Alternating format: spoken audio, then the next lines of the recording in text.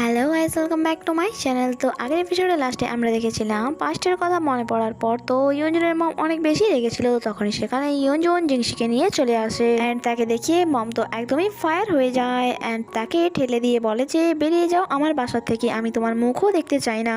ইয়ঞ্জন মমকে অনেক বোঝানোর চেষ্টা করে বাট মম তো বুঝতেই চাইছিল না।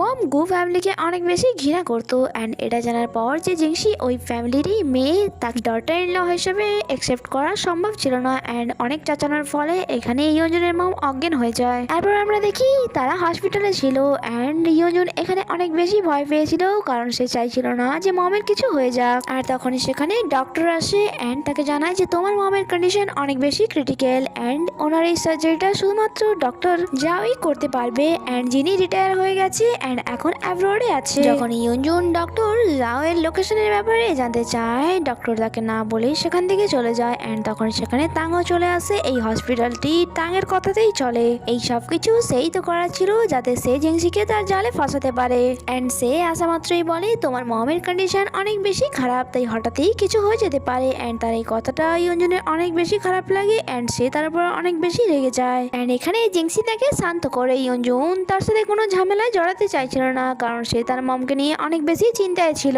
এরপর তাং জিংসিকে বলে তোমার ড্যাড ডক্টর যাওকে খুব ভালো করে চেনে, তাই তোমার ড্যাডের কাছে যাওয়া উচিত, এই ব্যাপারে তোমার ড্যাডি তোমার হেল্প করতে পারবে।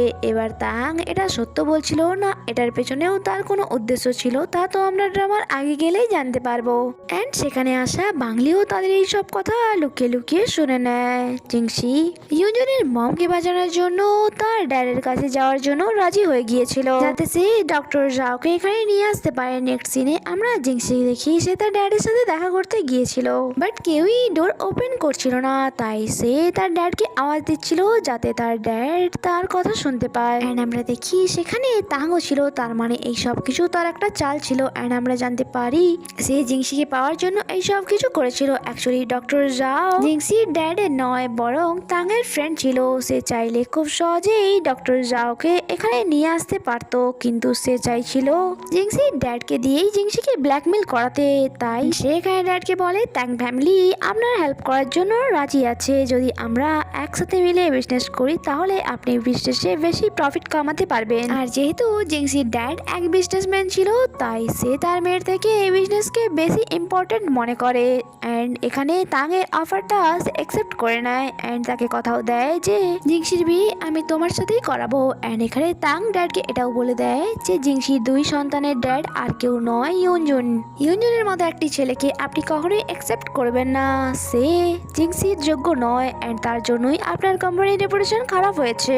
অ্যান্ড আমরা বাসার বাইরে জিংসিকে দেখি যে জোর করে বাসার ভেতরে আসে অ্যান্ড তখন স্টেপ মম বাসার ভেতরে আসতে আটকায়। স্টেপ মম তো তাকে অনেক বেশি ঘৃণা করতো বাট সে যে কোনোভাবে ড্যাডের কাছে পৌঁছে যায় অ্যান্ড ড্যাডকে ইয়ঞ্জনের মমের কন্ডিশন বলে অ্যান্ড সেখানে জিংসির আসার আগেই তাং লুকিয়ে গিয়েছিল যাতে জিংসি তাকে দেখতে না পায়। এখানে ড্যাড এখানে দুটো শর্তে জিংসির হেল্প করতে রাজি হয়। প্রথমত এটা যে ইয়ঞ্জনের জন্য ড্যাডের কোম্পানির যা লস হয়েছে তার ভরপাই জিংসি তার শেয়ারস দিয়ে করবে আর যা শোনা মাত্রই ফরেন জিংসি রাজি হয়ে যায় বাট ড্যাড অনেক বেশি রেগে যায় কারণ জিংসি যদি তার সমস্ত শেয়ার দিয়ে দেয় তাহলে সে তার বেবিদের ভবিষ্যৎ কি করে গড়বে, এটা ভেবে ড্যাডের চিন্তা হচ্ছিল। ড্যাড তো চাইছিল যে জিংসি আবারও ফিরে আসুক বাট জিংসি বলে টাকার থেকে যে একটা মানুষের ইম্পর্টেন্ট অনেক বেশি সেটা আপনি কবে বুঝবেন ড্যাড। যা শুনে ড্যাড তাকে বাসার থেকে বের করে দেয় অ্যান্ড সে বৃষ্টির মধ্যেই সেখানে দাঁড়িয়েছিল বাট ড্যাডের তো তাকে দেখে একদমই দয়া হচ্ছিল না।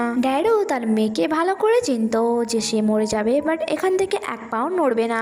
শেষমেশ ড্যাডেরও তার মেয়ের প্রতি দয়া হয় অ্যান্ড সে তাকে বলে চলো সেটাই করা যাক যেটা তুমি বলেছিলে। তো এটাই চাইছিল তাই ট্যাং ফরেন ডক্টর ফুকে কল করে দেয় যাতে তিনি ইয়ঞ্জনের মমের অপারেশন করতে আসে অ্যান্ড আমরা জিংসিকে দেখি তার অবস্থা অনেক বেশি খারাপ হয়ে গিয়েছিল, সে এখানে অজ্ঞান হয়ে গিয়েছিল। তখনই তাং এসে তাকে ধরে নেয় অ্যান্ড সে তাকে সেখান থেকে তুলে নিজের সাথে নিয়ে যায়, সে তো গুজিরের থেকেও বেশি ডেঞ্জার ছিল। নেক্সট সিন আমাদেরকে হসপিটালে দেখানো হয় যেখানে ডক্টর জুও চলে আসে বাট বাংলি এখানে ইয়ঞ্জনকে মিথ্যে বলে যে সে ডক্টর জুকে নিয়ে এসছে। আপাতত ইয়ঞ্জুন কিছুই জানতো না, সে এটাও জানতো না যে জিংসির ড্যাড অ্যান্ড তাংয়ের মধ্যে কি ডিল হয়েছে। অ্যান্ড এখানে আন্টি ইয়ঞ্জুনকে বলে, দেখেছো খারাপ সময়ে এই মেয়েটি তোমার সাথ দিচ্ছে, যখন কি জিংসি তো গায়েব হয়ে গিয়েছে। বাট ইয়ঞ্জুন তার কোনো কথায় কান দিচ্ছিল না, কারণ জিংসির উপর তার পূর্ণ বিশ্বাস আছে। কিছুক্ষণ পর ডক্টর সার্জারি রুম থেকে বাইরে আসে অ্যান্ড জিংসিকে জানায় তোমার মমের কন্ডিশন আগের থেকে ভালো আছে। এটা শোনার পর ইয়ঞ্জুন রিল্যাক্স ফিল করে। সে জানতো না যে জিংসি তার মমের জন্য স্যাক্রিফাইস করেছে, আর জিংসির জন্যই তার মম আজ বাঁচতে পেরেছে। অ্যান্ড সেটা কি করে তা তো আমরা ড্রামার আগে গেলেই জানতে পারবো। অন্যদিকে আমরা জিংসিকে দেখি, সে এখনো অজ্ঞান অবস্থাতেই পড়েছিল অ্যান্ড তার সাথে তাং ছিল। অন্যদিকে লিনিও ইয়ঞ্জুনের উপর রেগে আছে, কারণ সে জিংসির সাথে ছিল না। লিনিও জানতো না যে ইয়ঞ্জুনের মম অসুস্থ অ্যান্ড সে ইয়ঞ্জুনকে ভয়েস মেসেজ করে যে চিটার, তোমার ওয়াইফ অসুস্থ আর তুমি তোমার ওয়াইফের সাথে নেই, যদি আজকে না আসো তাহলে আর কখনো এসো না। অন্যদিকে আমরা তাংকে দেখি, জিংসির এই অবস্থাতেও সে তার সাথে খারাপ কিছু করার কথা ভাবছিল। তাকে দেখে মনে হচ্ছিল সে এক নম্বরের সাইকো। ভালোই হয়েছে তার মতো সাইকোকে জিংসি রিজেক্ট করে দিয়েছে। তখন সেখানে ইয়ঞ্জুন চলে আসে আর যাকে দেখিয়ে তাংয়ের মুড অফ হয়ে যায় আর তার প্ল্যান চপাটে হয়ে যায়। এন্ড এখানে এই এপিসোডটি শেষ হয়। আগে কি হয় তা জানতে স্টে কানেক্টেড। Bye bye.